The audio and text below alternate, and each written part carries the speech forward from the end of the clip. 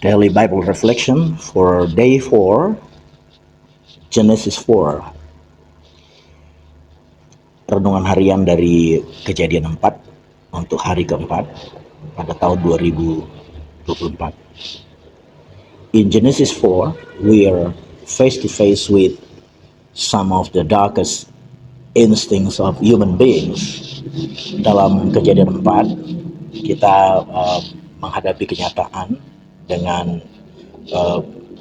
beberapa insting yang tergelap daripada manusia. The two sons of Adam and Eve offer sacrifices. Dua anak Adam dan Hawa mempersembahkan korban.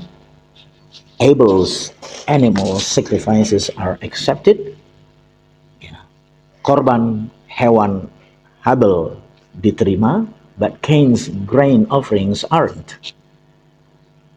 Namun persembahan Kain dari tumbuh-tumbuhan tidak diterima. There is no indication as to why. Tidak ada indikasi kenapa hal tersebut terjadi. That's just how it is. Tapi itulah kenyataannya. But Cain's reaction is anger. Tetapi reaksi Kain adalah marah. And God's words to him offer a profound insight into the nature of temptation.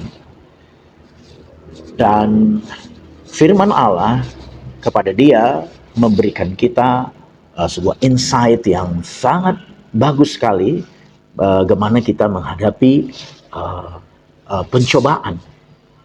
He challenges Cain to do what is right. Dia menantang Kain untuk melakukan apa yang benar. Sin is pictured as crouching at the door. Karena dosa digambarkan sebagai sesuatu yang mengintip di depan pintu. It's like a wild animal that must be tamed or it will destroy him. Ini seperti hewan liar yang harus dijinakkan atau dia akan menghancurkan kita. Instead, sin masters Cain. Tapi kenyataannya dosa menguasai Kain. The picture here is of human nature as a battleground. Gambaran di sini bahwa kodrat manusia itu sebagai medan peperangan, medan tempur, with sin as the enemy, dan dosa adalah musuh. When we give way to anger, resentment, or pride, we are opening the door to evil.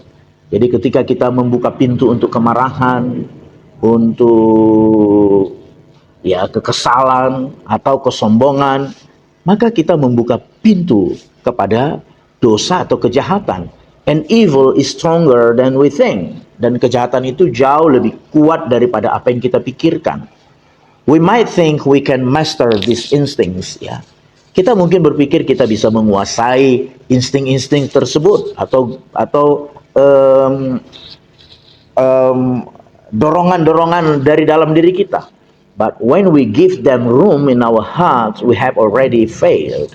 Tapi ketika kita memberikan ruangan di dalam hati kita, kita telah gagal. Cain's question, jadi Cain bertanya.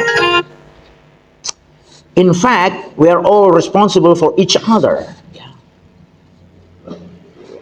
Cain's questions, am I brother's keeper?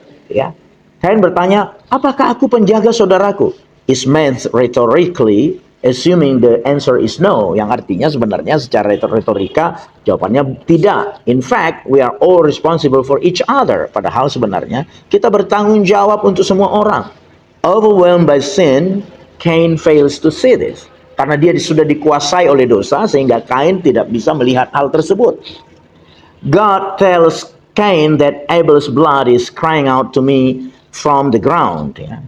Allah berkata kepada Kain bahwa darah Abel itu menjerit, menangis kepada Tuhan dari tanah.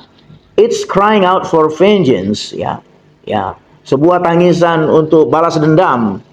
And Cain is banished. Dan akhirnya Kain dihukum, dia dikeluarkan. But Hebrew 12:24 speaks of the sprinkled blood of Christ. Ya, tapi Ibrani 12 ayat 24 berbicara tentang darah Yesus Kristus yang dipercikan. Ya, that speaks a better word than the blood of Abel. Ya, darah itu berbicara lebih baik daripada darah Habel. Abel's blood cries out for vengeance. Ya, darah Habel ya menjerit untuk sebuah pembalasan. Christ's blood cries out for mercy and forgiveness. Tapi darah Kristus menjerit untuk pengampunan dan belas kasihan atau anugerah.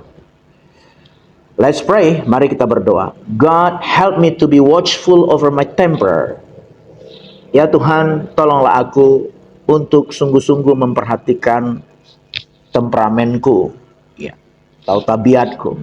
Help me to keep guard over my feelings. Tolonglah aku Tuhan untuk menjaga perasaanku. And deliver me from evil. Dan lepaskanlah aku dari yang jahat. Amen. God bless.